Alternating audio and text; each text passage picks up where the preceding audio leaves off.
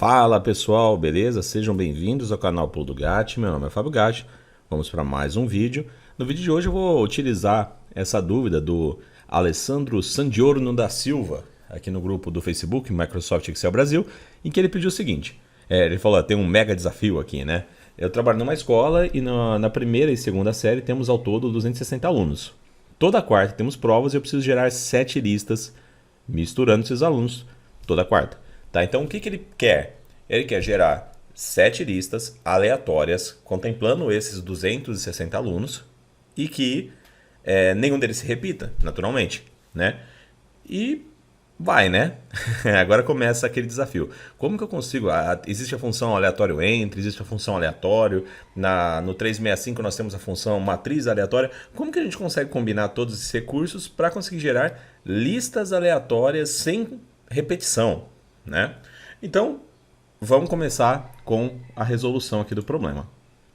Eu já gerei aqui uma lista com 260 nomes aleatórios aqui, tá? Peguei naqueles sites de fake generator, enfim, para poder gerar esses nomes aqui. Então, se você encontrar seu nome aqui, mera coincidência, tá? O que nós vamos fazer então?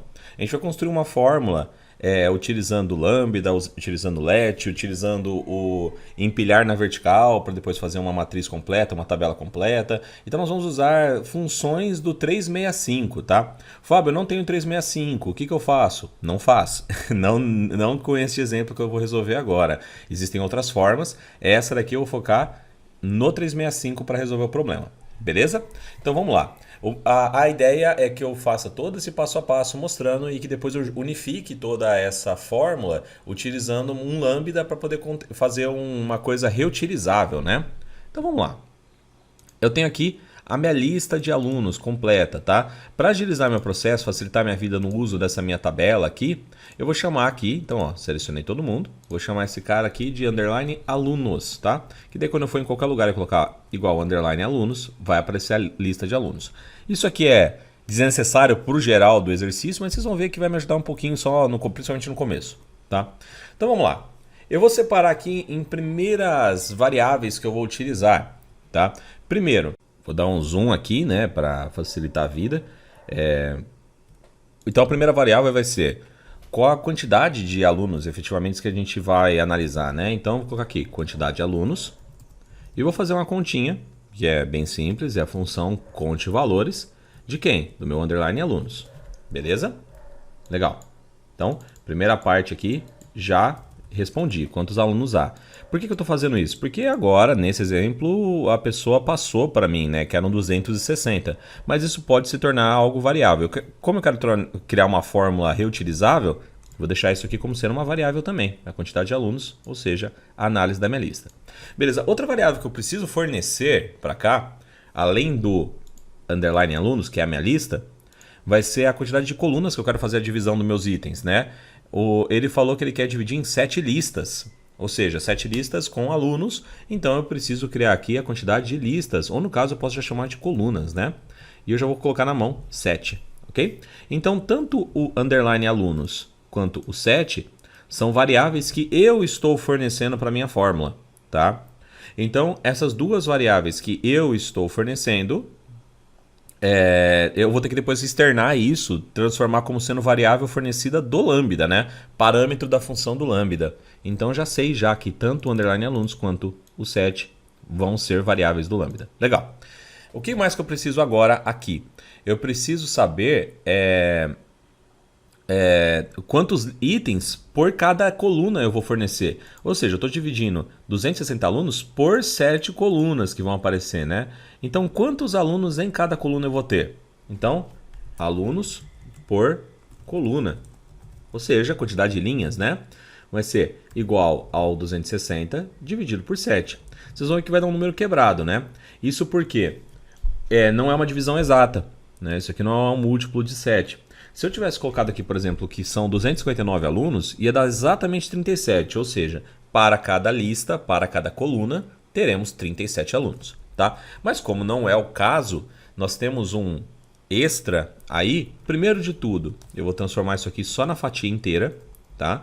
Então, alunos por coluna, parte inicial, são 37. Mas tem algum aluno ou alguns alunos que ficaram de fora, né, dessa minha lista principal, né? Ou seja, aquele pequeno decimal ali pode ser uma fração de alunos que eu vou ter que contemplar e colocar numa linha a mais, tá? Então, já sabendo disso, eu vou ter que criar uma fórmula para poder chegar nesse resultado, tá? Então, eu vou basicamente perguntar aqui para ele, né?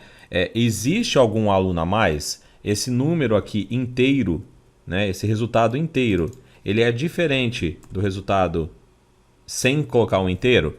Se sim, é porque tem aluno a mais. Então eu posso colocar aqui, ó, linhas final, né? Ou só linhas mesmo, que daí eu já sei que tem a colunas e tem a linhas, tá?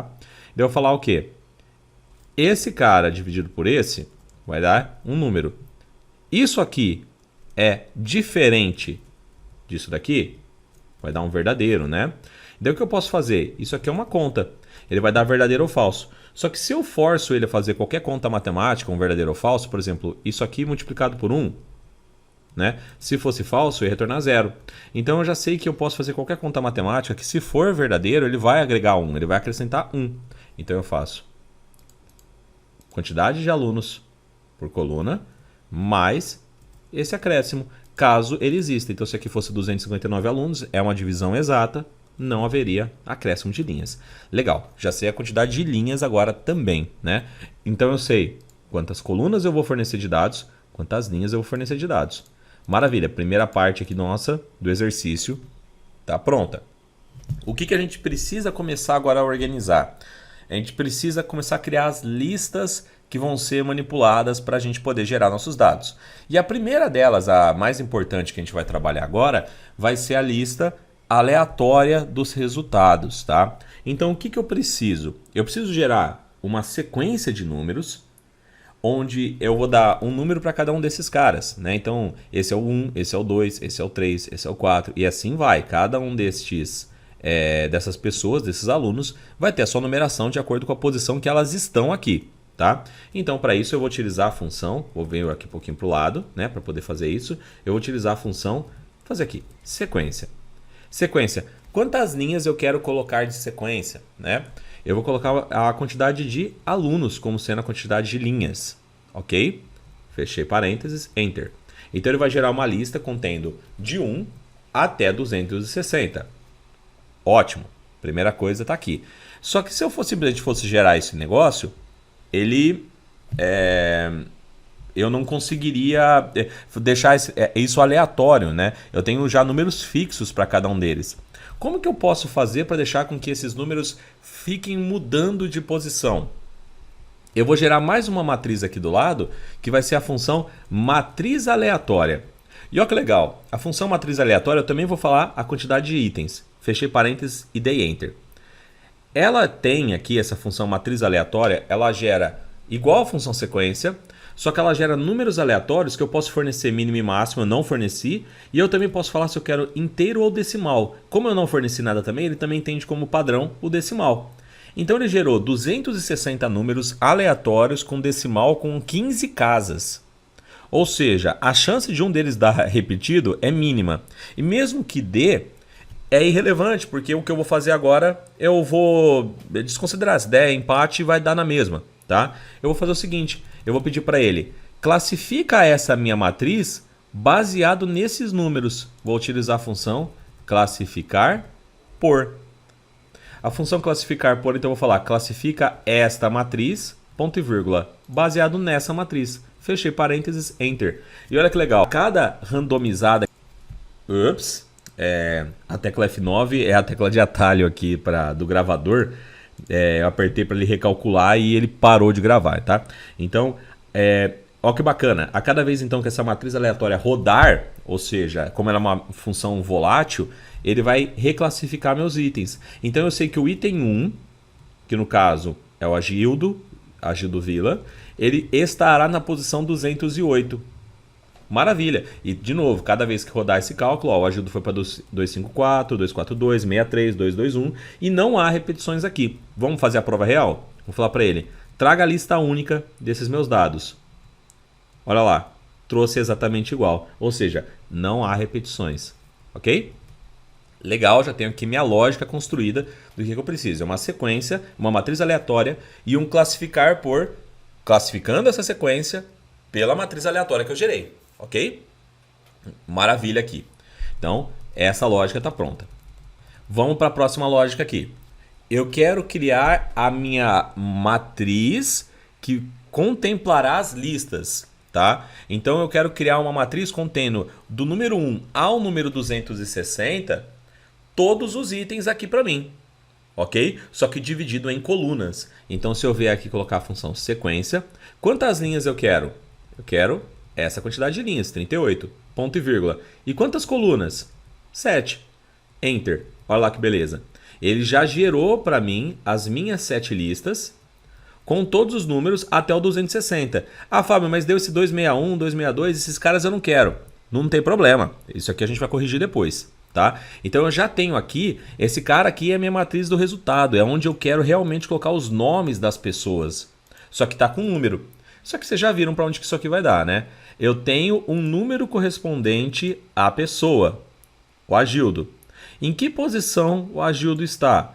Ah, ele está lá numa posição, sei lá, 238. Então eu vou pegar ele e vou colocar aqui, ó, 238. Aqui vai aparecer o Agildo, ok? Então eu vou fazer isso, como que eu vou fazer isso, né? Eu vou fazer a minha função índice, ok? Minha função índice, o pessoal usa muito com índice Corresp, né? Eu já tenho meu Corresp pronto, já tenho a parte numeral. Então eu posso simplesmente falar aqui, ó, o índice. Pega essa sequência que eu criei, né? Aliás, aqui está minha numeração, né? Todos os meus itens, ok? Eu vou falar para ele, o índice, ao invés de eu pegar minha sequência, qual é o resultado que eu quero, tá? Então eu vou falar para ele, o índice, pega os meus itens classificados que estão aqui, ponto e vírgula, e coloca nessa sequência. Legal, agora sim eu tenho tudo organizado, que é o quê? Neste cara aqui, eu quero colocar o 104, ok? Então neste cara aqui eu quero que ele pegue o aluno 104. Aqui eu quero que ele pegue o aluno 194 e assim por diante. Beleza. Então agora, com esse meu resultado, eu vou colocar mais uma função índice, onde eu vou falar para ele, o índice dessa minha matriz inteira aqui, né, onde eu já criei meus resultados, o que eu quero que você faça? Eu quero que você coloque os alunos para mim, ponto e vírgula, dentro dessa minha matriz. E olha lá que beleza. Trouxe todo mundo. Vamos ver, ó. Diego Medina tá aqui, tudo funcionando. E aqui deram erros, né? Por quê? Porque não há mais, né? Aqui lembra que era o 261, 262, 263? Aqui não há mais itens, então não deveria ter esses itens aqui para mim. Então, para finalizar, eu apenas coloco um C erro, ponto e vírgula, e abre e fecha aspas. Matou, né? Já tenho esse cara aqui pronto. Agora, para que a gente consiga transformar isso aqui tudo numa fórmula só, num exercício só, eu vou converter esse cara todo para let com lambda, ok? Então, vou construir aqui rapidinho. Vamos dar uma puladinha aqui no vídeo e a gente já segue para poder conversar sobre o resultado que vai gerar, ok? Bom, pulando o vídeo. 2000 years later. Beleza, voltando aqui já com todo o resultado pronto. Olha o que nós temos. Nós temos lá um lambda que eu estou pedindo para ele. Quais itens eu quero que você faça essa divisão aleatória e em quantas colunas eu quero que você divida? E depois eu fui convertendo cada uma daquelas minhas etapas que eu tinha feito por células para variáveis, etapas do meu let, ok? Tá tudo organizadinho aqui, exatamente como a gente expôs lá.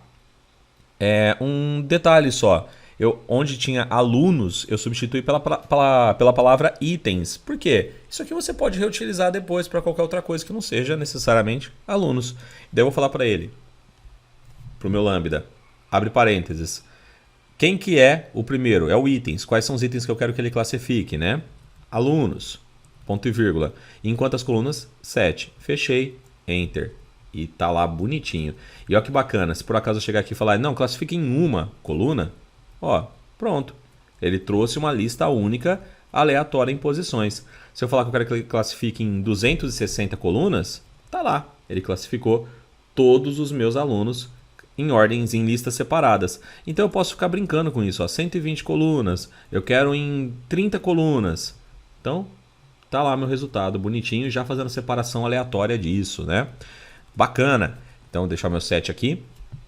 O que eu posso fazer ainda para poder agregar mais ainda ao exercício? Eu quero colocar os cabeçalhos. E aqui no cabeçalho eu quero colocar com uma palavra de prefixo como sendo lista. Então, tipo, aqui eu quero que apareça lista 001, aqui lista 002 e assim vai, tá? Então, como que eu faço agora? Eu vou pegar e vou utilizar a minha função empilhar na vertical, né? Mas antes deixa eu criar meu cabeçalho, tá? Então, deixa eu só construir aqui meu cabeçalho rapidamente. Cabeçalhos, ponto e vírgula.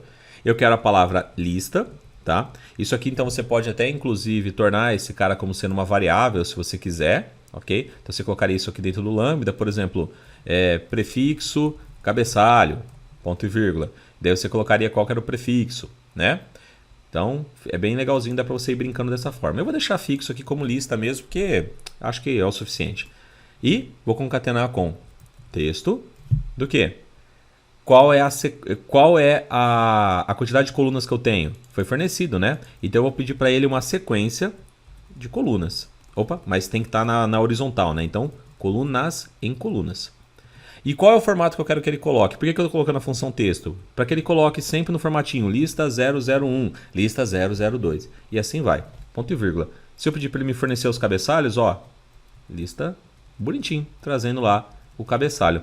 Então agora eu tenho que agregar essa matriz com essa matriz na vertical, colocar essa em cima e logo em seguida eu pego essa e coloco embaixo, né, que daí vai virar as listas ali. Vai ficar um negócio mais ou menos assim. Então eu vou utilizar o quê? A minha função empilhar na vertical. Vou até dar um nome aqui para uma variável para ficar bonitinho, ó. Tabela final, ponto e vírgula. Eu quero empilhar na vertical os cabeçalhos, ponto e vírgula, com a matriz resultado. Fechei o empilhar na vertical. Vou colocar esse resultado aqui. E olha que bacana. Agora eu posso deixar esse cara negrito, centralizado. E qualquer variável que eu for mexer, basta eu vir aqui e alterar. Se eu quiser deixar esse negócio mais bacana ainda, de um jeito muito simples, eu posso pegar toda essa fórmula, sem pegar as variáveis que eu forneci, copiar, ir lá no Fórmulas, definir nome e colocar esse cara como sendo gerador listas. Ou fx, gerador listas, né, para deixar claro que é uma função. Deu ok, tá lá. Agora quando eu colocar o fx gerador listas, ele me pede quais são os itens. São os alunos, ponto e vírgula. E quais são as colunas? Ah, eu quero 7. Fechei parênteses, tá pronto. Se colocar 4, modificou. Coloquei 2, modificou. E assim vai. Beleza?